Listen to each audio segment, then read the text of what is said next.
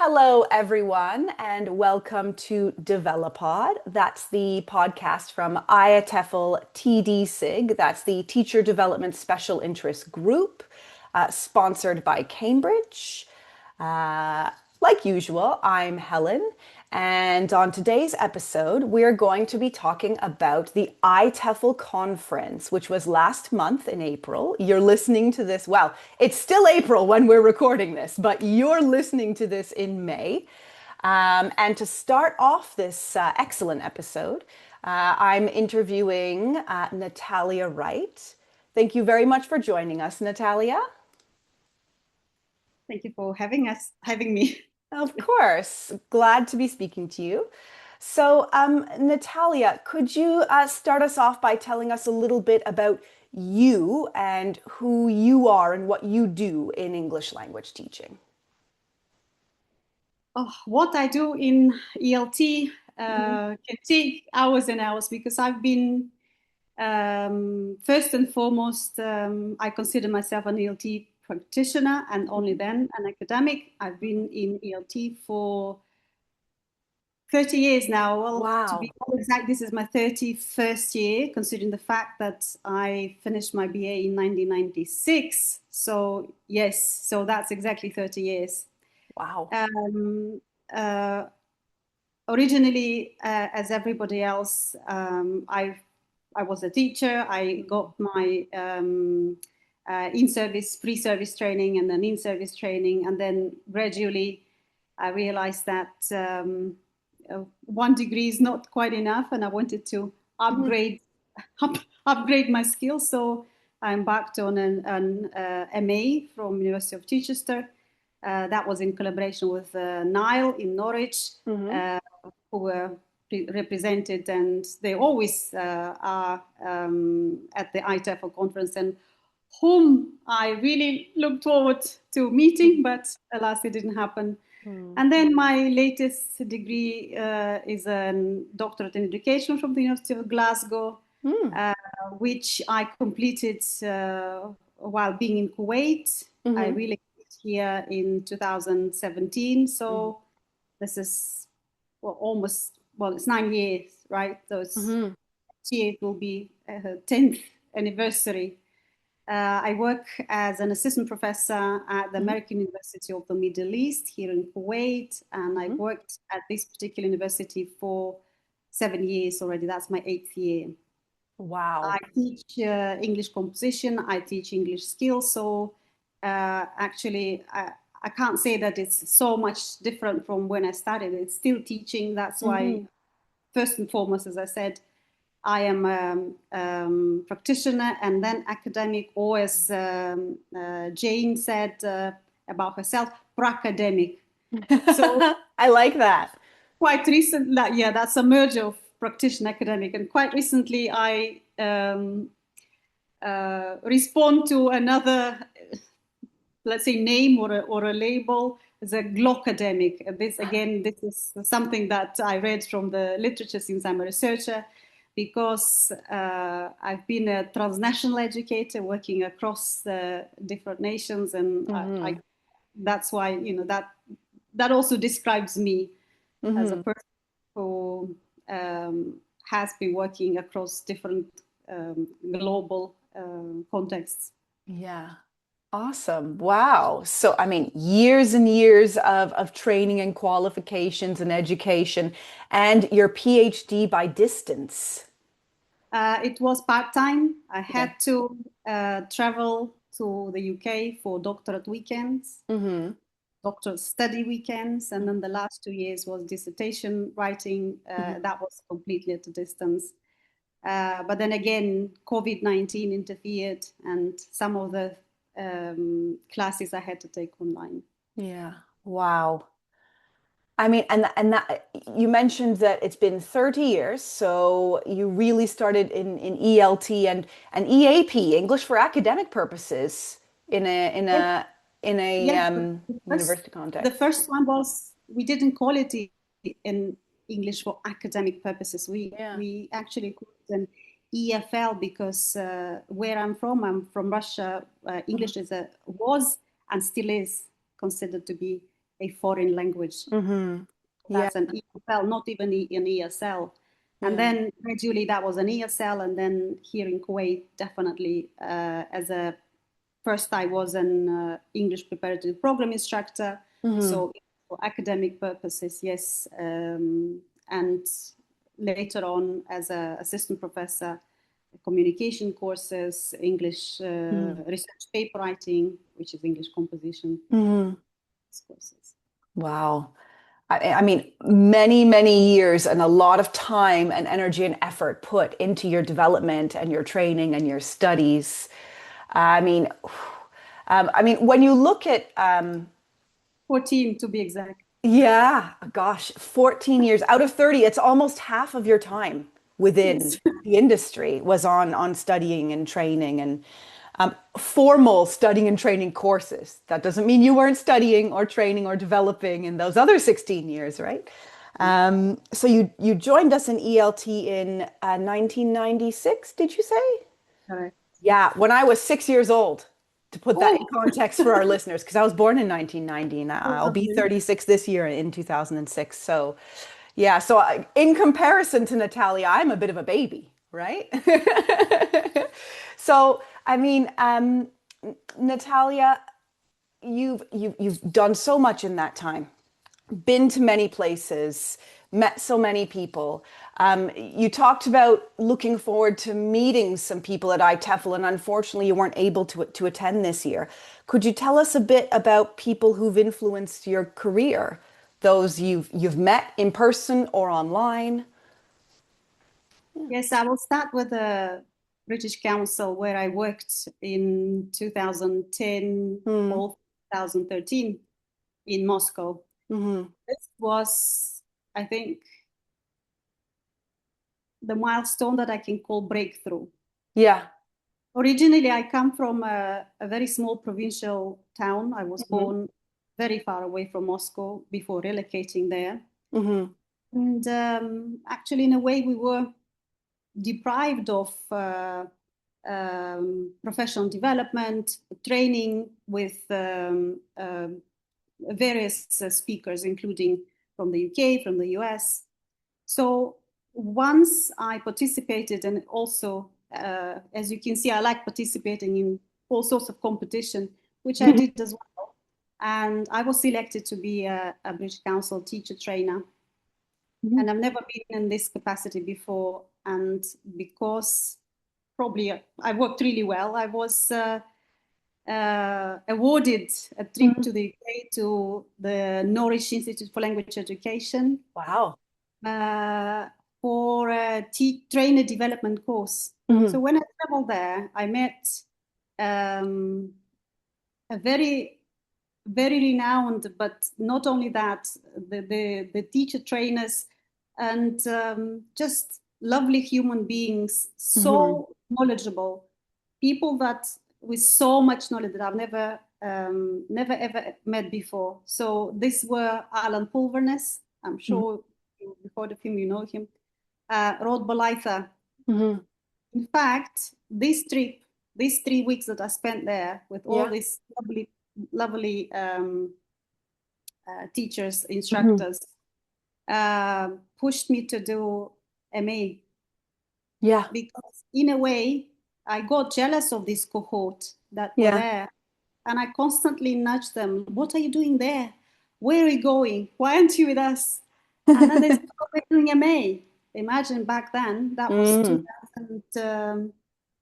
2012. I didn't Mm. know that such programs exist. Hmm. So I started it, and these people influenced me in a great way. And when I wrote after graduating, when I wrote to Rod Balaitha, Hmm. I said, I need a piece of advice. Do you think I should do the PhD? Yeah. What did he say? The answer was stunning. He said, Natalia, PhD, you of course go ahead. And he gave me some names, but he said, added, Natalia, PhD does not make you a better teacher, Ah. which I didn't really pay attention to back then. But I think I think now I understand what he meant, Hmm. because the path of an academician, of an academic, of a researcher, who I also partly consider myself because I already published books and articles. Mm. I'm trying to gain the entry. Of course, it doesn't really polish or refine your teaching skills. Hmm. It does that with regard to your research skills, writing Hmm. skills, etc. So that was very interesting. Ah, yeah. So the role of your PhD was different than you initially expected it to be. And he sort of pointed you in the direction of, well, yes, further study is always good, but is this going to really help you be a better Yeah, teacher? yes. It had a different impact, I'm imagining. But that was in a way so straightforward, you know. And Mm-hmm. initially I thought, how it doesn't make me a better teacher. Mm. But in fact, you're learning something else. You're not directly polishing your or refining or upgrading your teaching skills, because as we always say, and as some of the practitioners rightly note, once you become an academic, a researcher, there is a huge gap between the researchers and practitioners, the teachers. And that's sometimes there is a disagreement of, Mm-hmm. oh, okay, so we producing research? Are we distant? Are we so far away from what's going on in the classroom? And I think that's what Rod Mm-hmm. meant in a way, you know, Mm-hmm. because although I'm in a classroom, it is a different classroom, okay, Yeah. and honestly, I don't know what's going on a secondary level, on a primary level, Yeah. where I worked primarily, Yeah. secondary level. And the learners you work with now may eventually go on to work with those levels, Yeah, even though absolutely. you are kind of distant from them now. So you have to keep that in mind, even though you're not close to those contexts anymore, because your impact on your learners helps prepare them for those potential futures, right? Uh, I can say in a way, because I Hmm. don't prepare the future teachers, Mm. Okay. prepare future engineers, Ah, future okay. business leaders. Okay. So it's not that they see that the purpose in life or their future Hmm. calling is to teach. Hmm. So this is a problem. So we end up uh, somewhere, and we need to write about something that happens. I will put it on the ground. Mm. There is Yeah. a huge disconnect, Yeah. and people who teach future teachers, I think they need to somehow step down. Also, there is another thing. I think I've been blessed with so many years of teaching. Hmm.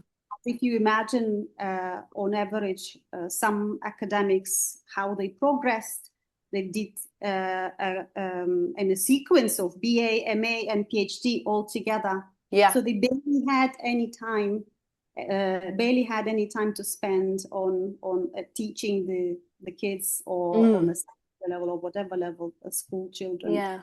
So they immediately became instructors or lecturers or Yeah. assistant within the university. So I think, at least in this case, I'm quite lucky, because Hmm. I know what's going on in the TESOL field. I know Mm. what I try to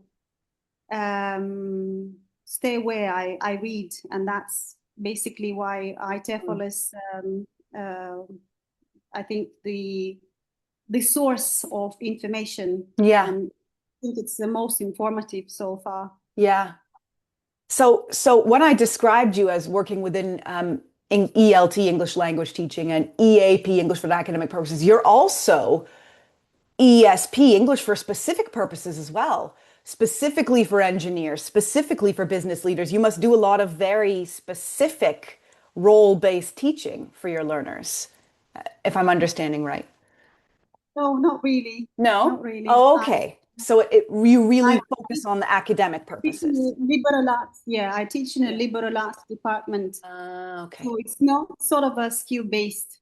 It Mm, used to be, but again, it was sort of a general English rather mm. than an English for specific purposes. It was rather an English of academic purposes for me. Gotcha. So it shifted in your time there. It's changed. Yeah, well, Mm, when I worked at school, it was different. So you would mm, teach phonetics, you would teach how to pronounce sounds, how to mm. read, how to write. Here, you don't do that. So Yeah. the students sort of they are already at the level that you don't have to do this, and Yeah. you teach them other skills like how to do research, how Yeah. to reference, how to cite, how to use the AP7 reference Yeah. manual and all that. Mm. Grand. All right. So now that I think our learners have a good sense of you, who you are, what you do in the industry, I'd like to go back to what you said about ITEFL as a source for learning and education and training and development. Can you tell me about your ITEFL 2026 experience? What happened Um, for you this year? can I just go back a little bit by saying that it's not my first conference. Yeah. It's the first conference probably I missed that I Um, planned on going. mm, But that was a long time ago when I attended the conference, IATEFL conference in Harrogate. I think it was 2015, if I'm not mistaken, somewhere around that. And another one was in Glasgow. So also quite a few years back. So 2026 didn't happen, but thanks to the recordings of the plenaries and also many posts that people shared, um, in particular Sandy Millen's blog that she updated regularly so that I can sort of backtrack everything. I mm-hmm. think this provided a lot of information and I must say food for thought. Yeah. So in particular, if you allow me, I'll start by the plenaries. Mm-hmm. Um, a plenary one was, and I apologize for mispronouncing the last name, Patricia, is it Angoy? I think so. Yeah, so I do apologize in advance. Um, because it was the first one, I think, and not only that, I think it left the most lasting impact on me. Your session was called English Language, the Colonizer, right? Mm-hmm. So this topic is very close to my heart as a Mm-hmm. researcher and as a non-native speaker. Mm. Everything she spoke about resonated with me because I write about this. I write Mm. about discrimination of non-native speakers. I write about the hegemony of English. Mm-hmm.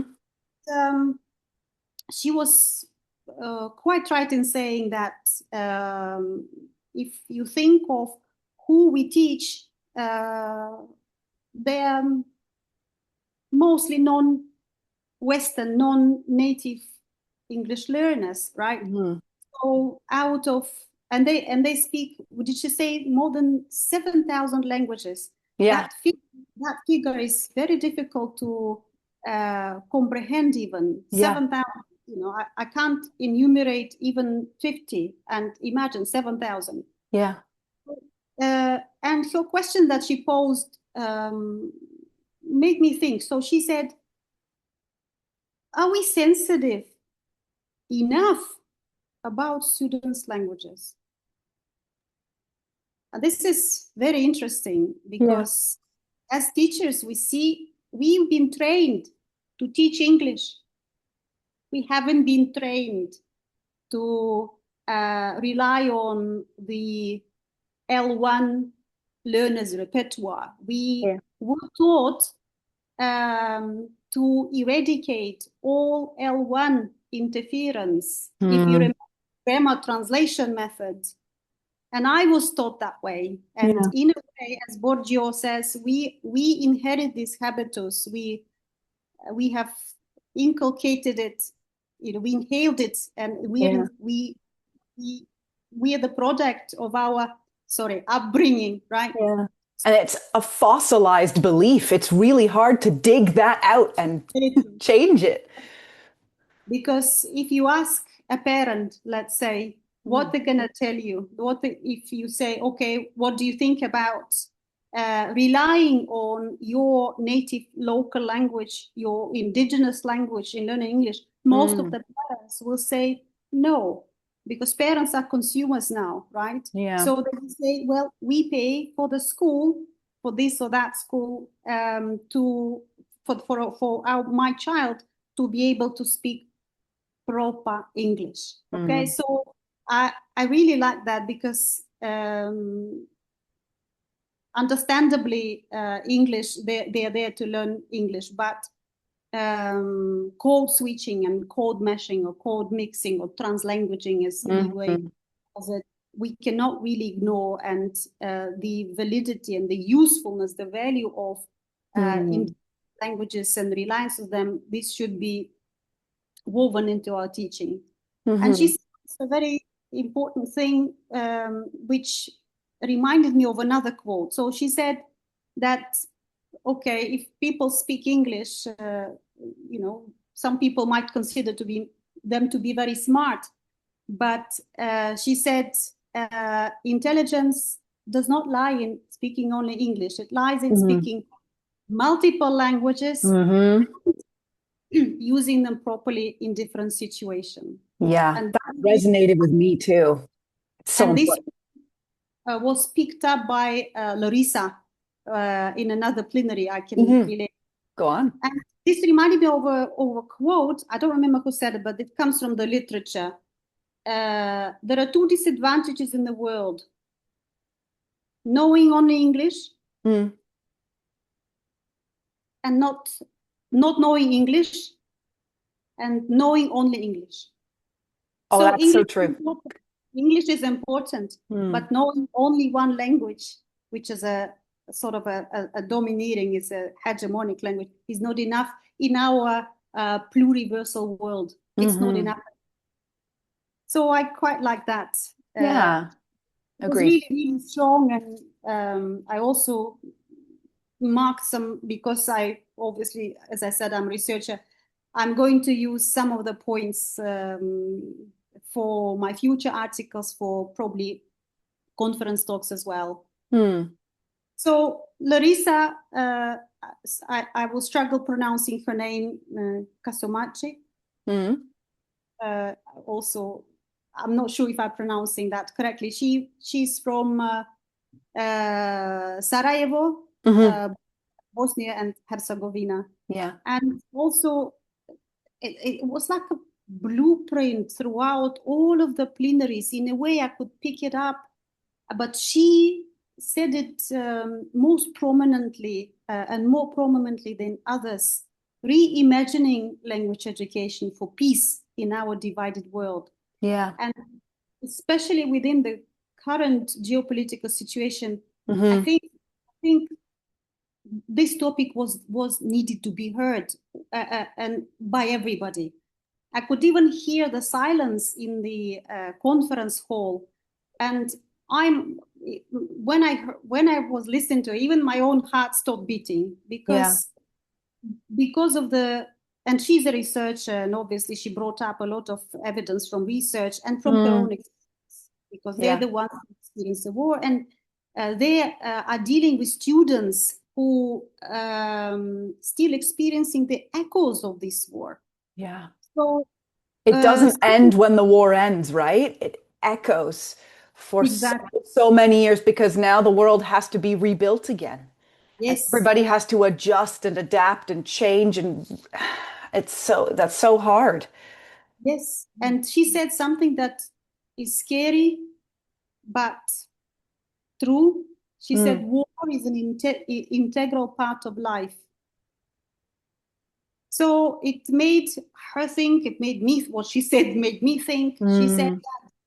that language, and again, we're not talking only about teaching pronunciation, teaching vocabulary.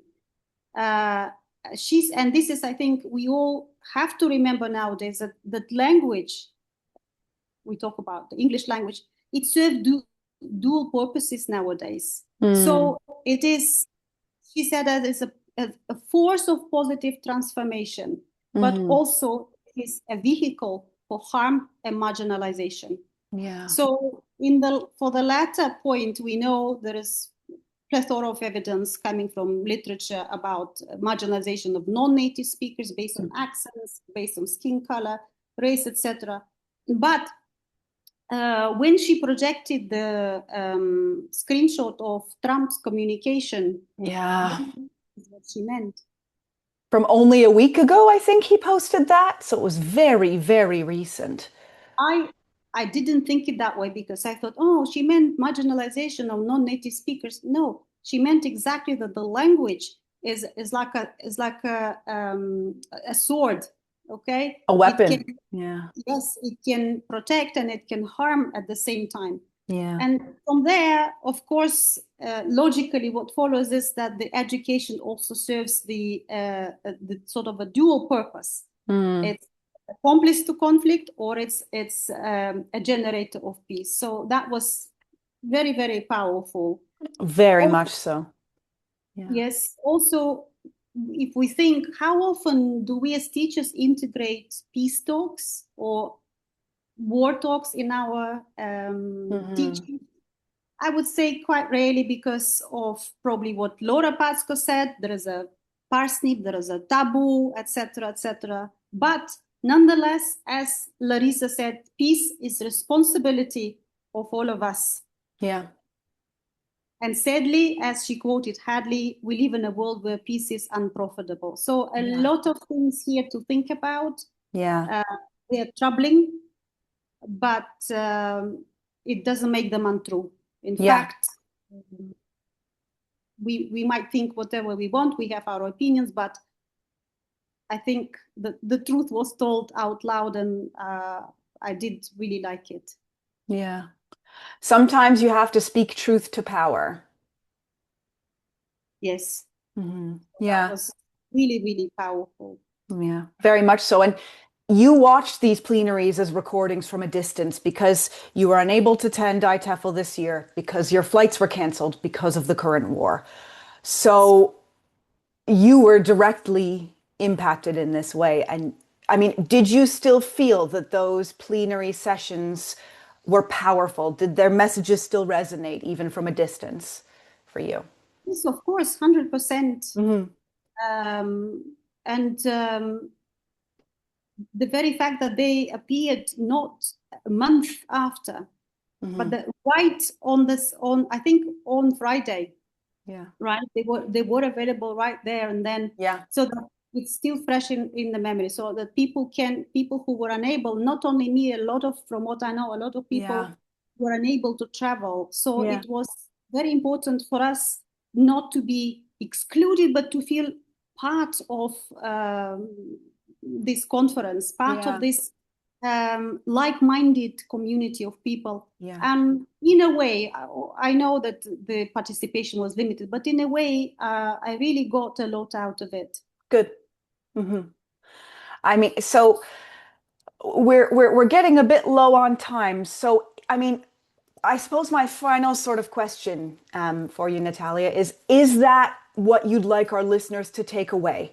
That if they, like you, weren't able to attend IATEFL for any reason, they should still engage with everything out there. They should still take advantage of the opportunities. Yes, I would say that imagine a situation where this goes on for longer, okay? Then the question is how we as teachers are going to keep in touch with our professional development. Should professional development stop or should it continue? Then we need to be thinking, okay, how? Of course, we need to find ways. And one of the ways that is already available to us, follow up with all the social media postings. I even befriended, sorry for the word, a lot of people who were posting.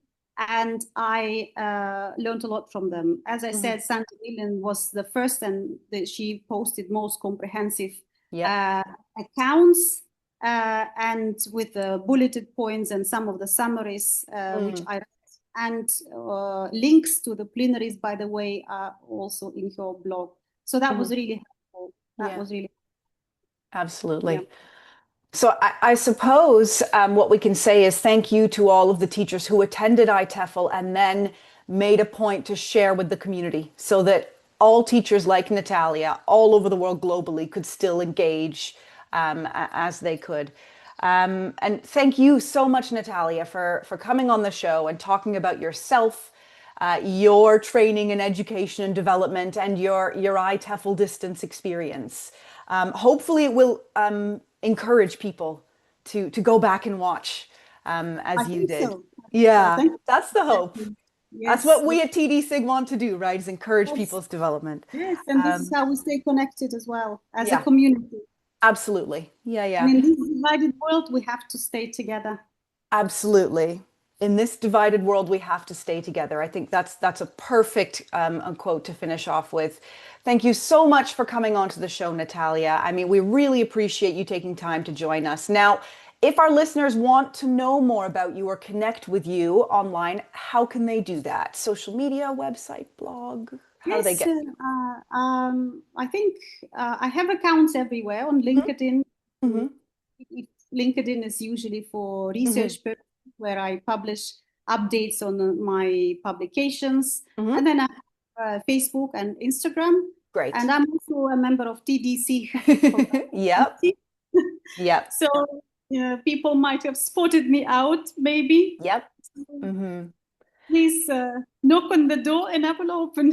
Yeah. Send me the friends request, follow, tag me, etc., etc. If you have questions, you're more than welcome to connect with me Thank in you, any. Grant. And after you connect with Natalia, don't forget to stay in touch with TD SIG. Follow us on our social media platforms, TD SIG or TEFL TD SIG. Make sure you subscribe to the show. Hit the subscribe button on whatever app you're listening on so you don't miss out on more great chats like the one we had today with Natalia. Thank you again to Cambridge for sponsoring, and thank you, our listeners, for joining us, and see you next time. Thanks again, Natalia. Thank you, everyone. Bye.